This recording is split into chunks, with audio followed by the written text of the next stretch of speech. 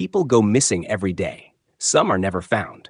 But what if they do return, and they're not the same?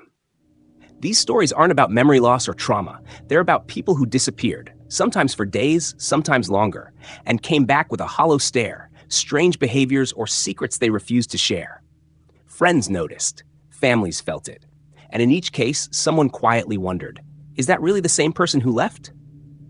Tonight, we explore 3 terrifying accounts of people who vanished and returned, changed. Story 1, The Boy from the Cul-de-sac. When I was 9, I lived in a sleepy cul-de-sac in northern Oregon. It was the kind of place where everyone knew everyone, lawns were manicured, and the biggest drama was whose dog knocked over which trash bin. That summer, a boy named Caleb moved in with his grandparents 2 houses down. He was quiet, pale, and always wore a long-sleeved hoodie, even when it was blazing hot. The other kids didn't mind. He was fast on a bike, had a weird sense of humor, and shared his popsicles. That was enough. Then he vanished. It was a Saturday. We had all been playing kickball on the street when Caleb went to get his inhaler from inside his house. He never came back. At first, we waited. Then we knocked. His grandmother answered, looking puzzled and pale. "He hasn't come back?" she asked. "I thought he was with you." The search started that evening. Police canvassed the woods at the edge of the neighborhood. Helicopters circled. News vans showed up. Nothing. It was as if Caleb had evaporated in broad daylight. 2 weeks later, he came back. It was just after midnight when Mr. Peterson, the grumpy retiree across the street, called 911. He'd spotted a small figure standing at the edge of the cul-de-sac, facing the woods. It was Caleb. His hoodie was shredded, feet bare and bleeding, and his skin so pale he looked gray. I remember my mom waking me up. She stood in my doorway, trembling. "They found him," she whispered. But it wasn't relief in her voice. It was fear. I saw him the next day, from a distance. His grandparents had put up dark curtains, and no one was allowed inside the house. But Caleb stood in the backyard, staring at the fence, motionless, silent. When I rode my bike past, he didn't wave. He didn't even blink. Rumors started. A police officer allegedly found him standing completely still in the woods, facing a tree. He hadn't responded to questions. Just slowly turned his head, eyes glazed, and whispered, "I heard them." We didn't understand what "them" meant until the weird things started happening. First were the dead birds. Every morning, a few would be found at the end of the cul-de-sac, heads twisted completely backward. Then there were the voices. At night, kids would hear whispers from inside their closets, words they couldn't understand. Sometimes, you'd wake up to find your toys rearranged in precise, symmetrical circles. One night, I had a nightmare of Caleb standing outside my window, his face pressed to the glass. When I told my mom, she looked terrified. She showed me something on my windowsill, a small black feather, perfectly centered. A few of the neighborhood parents tried to intervene. Mrs. Jensen went to speak with Caleb's grandmother and came back shaking. "That boy," she muttered, "is not who he was." The oddest change was in his eyes. Caleb had blue eyes, bright and piercing. After he came back, they were cloudy, almost milky gray. A doctor said it was exposure, but we all felt something different. When Caleb looked at you, it was like something else was looking through him. Kids avoided him, but not just because they were scared. It was as if some deep instinct told us he didn't belong here anymore. One afternoon, I gathered the courage to talk to him. He was sitting on the curb, fingernails caked with dirt, just humming, a low, droning hum that made my teeth ache. "Where did you go?" I asked. He didn't look up, didn't even flinch. I asked again, louder. He turned his head slow, stiff, and looked at me. "I didn't go," he said. "They brought me." "Who?" "The ones behind the trees." I felt my skin go cold. "What did they do?" He blinked, then smiled, not like a kid, but like something imitating a kid. "They opened me, then they let me watch. I didn't ask anything else. I just ran home and locked my door." The final straw came when the Duncans' dog disappeared. We all loved Max, an old golden retriever that always waddled around the block. One morning, he was gone. That night, we heard howling. Not barking, howling, high-pitched and painful. The sound came from the woods, and it didn't stop for hours. 2 days later, Max's collar was found on Caleb's porch. By the end of the summer, Caleb and his grandparents moved away. No one said goodbye. No one asked where they were going. Years passed. The cul-de-sac eventually felt normal again. The dead birds stopped. The whispers faded. But sometimes, when I walk alone or hear wind rustle through trees, I remember what Caleb said. They opened me. Then they let me watch. A few months ago, I found him online. A photo on an old high school alumni site. He looked the same, older, but those eyes were still cloudy, still wrong. Out of curiosity, or maybe stupidity, I sent him a message. I didn't expect a reply, but I got one. Just 3 words. They see you. Story 2. The girl found in the cornfield. They found her on the second day of harvest. Our town, Wrighton, Illinois, isn't the kind of place that makes national news. We grow corn, go to church, and gossip about each other until the next scandal breaks. But nothing prepared us for what happened that autumn. It started when Mr. Langford's combine jammed in the middle of his east field. At first, he thought it was a rock or a twisted root. But when he dismounted and cleared the blades, he saw her, curled into a fetal position, barefoot, dirt-smudged, and covered in dried blood and corn husks. Her eyes were closed, chest barely rising. She was alive. No one knew who she was. The sheriff was called. An ambulance arrived. Photos were taken. For a while, rumors flew that she might have been trafficked or escaped some underground cult. But she didn't match any missing persons report. No one came forward. No ID. No shoes. Just a girl, around 15, with tangled hair and cracked lips who couldn't or wouldn't say a word. She was taken to the Wrighton Regional Clinic. My mother was the night nurse there, and the first time she saw the girl, she cried. It was like looking at something halfway between a deer and a ghost, she told me. Eyes too wide, hands trembling like leaves in wind.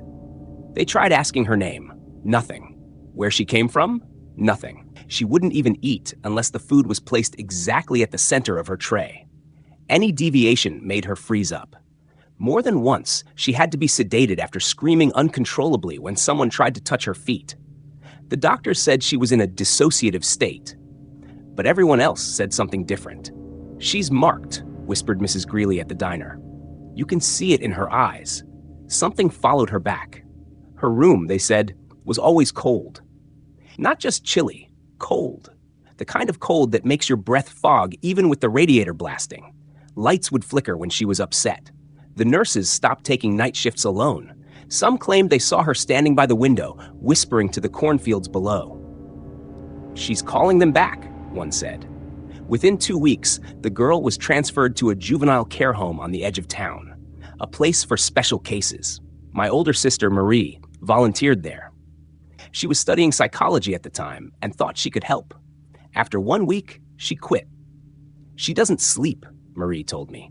I stayed in the hallway during her overnight observation. She just lies there, eyes open, lips moving like she's reciting something. But there's no sound. Then she showed me something. A notebook the girl had been given to draw in. Every page was filled with the same image, a narrow path between towering cornstalks, drawn with meticulous detail. And at the end of the path, always, stood a tall figure, slender, faceless, sometimes with antlers, sometimes with a crooked smile. Marie swore she never saw the girl actually drawing. It's like they just appeared, she said. That's when things started happening around town. Crows began circling Langford's field in unnatural numbers, screeching for hours. Crops from 3 adjacent farms withered in under a week. A scarecrow in the Benson field was found ripped apart, its straw limbs tied into strange spiraling shapes. And then came the dreams. People started reporting the same nightmare, walking barefoot through a cornfield, being watched from the stalks, unable to turn around. Some woke up with cuts on their feet or dirt under their nails. One man, Mr. Callahan, was found in his backyard, sleepwalking, whispering, "She's coming back." Then the girl vanished. She disappeared from the care home without a trace. No signs of forced entry. No alarms.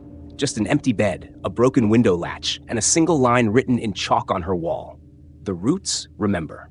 The sheriff searched for weeks. Drones were flown over the fields. Bloodhounds brought in. Nothing. Then, 3 days after she disappeared, I saw her. I was walking home from school, past the cornfield where she'd first been found. It was late, sun hanging low, shadows long. I heard something rustling, then turned and saw her standing just inside the rows, still barefoot, still in that same tattered gown. She was staring at me. I froze. She raised one hand, not to wave, not to threaten, but as if reaching out. Then she vanished into the corn without a sound. I ran all the way home. That night, I dreamed of the path, the same one in her drawings. I was walking down it, surrounded by whispering stalks. I couldn't hear what they were saying, but I knew they were speaking about me. At the end of the path stood the same figure, tall, twisted, smiling without a mouth. When I woke up, my feet were muddy. Since then, sightings have continued. She appears only near harvest season, always near the same field. Some say they hear singing before she's seen, a soft, mournful tune that makes the corn sway even without wind. Others say she's not just in the field, but of it now. That something took her long before Langford's Combine found her, that she wasn't rescued, but returned. And that she's not alone anymore. A few months ago, Mr. Langford sold his farm and moved to Arizona. He won't talk about why. Just said, it's not safe to dig too deep. Some roots were never meant to be disturbed. Now, every fall, people leave offerings at the edge of that field. Milk, bread, toys. Nobody says why. It's just tradition now. But I still remember those eyes. The way she stared like she was seeing through me. And I wonder what would have happened if I'd taken one more step forward that day, if I'd followed her into the corn. Maybe I wouldn't be here to wonder. Story 3. The husband who came back wrong. Mara had always known there was something slightly off about her husband, James, but it was the sort of thing that felt more like charm than a red flag. He was quiet, occasionally brooding, but he made her laugh in his own dry, understated way. They'd been married for nearly 6 years, lived in a modest house on the edge of the Catskills, and for the most part, Mara considered herself happy. They didn't have kids yet. Something James said he wanted to wait on. But they had plans. Or at least, they had plans before the trip. It was supposed to be a 3-day solo hiking trip. James had done it before. He liked being alone in the woods, away from noise, from people. Mara wasn't a fan of that isolation, but she supported it. He left on a Thursday morning with a backpack, his GPS tracker, and promises to check in at least once a day.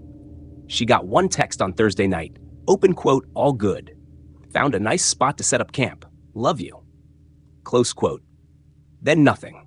No text Friday. No update Saturday. No response to her increasingly panicked calls or messages. By Sunday morning, Mara had called the local authorities. Search and rescue went out.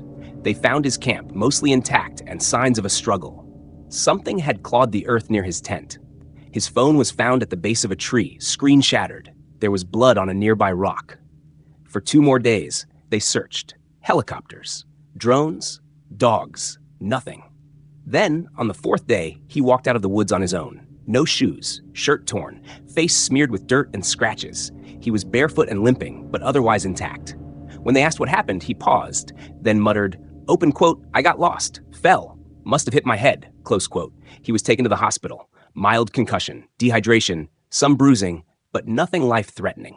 At first, Mara was overjoyed, hugged him tightly, cried into his hospital gown. But then, things started to feel wrong. It wasn't something she could articulate. It was in his eyes. Or the way he blinked just slightly too slow. Or how he sat at the dinner table that first night home, eating his food in complete silence, chewing methodically, like he had to think about it, like he was imitating eating. He didn't smile when she showed him their wedding photos. He didn't seem to remember inside jokes. He recoiled slightly when she kissed him, just for a moment, before forcing a smile and pulling her in. The way he slept was different. James used to snore, lightly, and toss a bit. Now he lay perfectly still, on his back, arms straight at his sides. She timed him one night. He didn't move at all for 6 hours, not even to scratch or shift. His scent had changed. She didn't tell anyone that. How could she? But it was true. James had always smelled faintly of cedarwood and some cheap cologne he liked. Now it was something else, faintly metallic, cold. And then came the voice. It started with him whispering to himself. At first, she thought it was nightmares, but the whispers were calm, rhythmic. She would wake at 3 a.m. to find him sitting on the edge of the bed, whispering in a language she didn't recognize. Clicking sounds, soft syllables that didn't belong to anything human. She recorded it one night, played it for a linguist friend. He said it wasn't a language, just gibberish, but looked unsettled when she played the clicks. Mara confronted James, demanded answers. He just stared at her for a long moment, then said, open quote, sometimes people change, Mara. Sometimes the woods give you back a version of yourself that's better. Close quote. She didn't sleep that night. She tried to call his family. His sister said she hadn't spoken to James since before the trip. He hadn't responded to her messages either. Mara watched James in the living room as he stared at the TV screen, which wasn't even on, just static. And then came the dog. Their neighbor's golden retriever, Daisy, had always adored James, but now she growled when he approached. One afternoon, Daisy barked wildly at the fence, fur bristling, teeth bared, until James looked at her, unblinking. The dog whimpered, backed away, and never approached again. The turning point came one night when Mara woke to a strange thudding sound, a wet, rhythmic knock.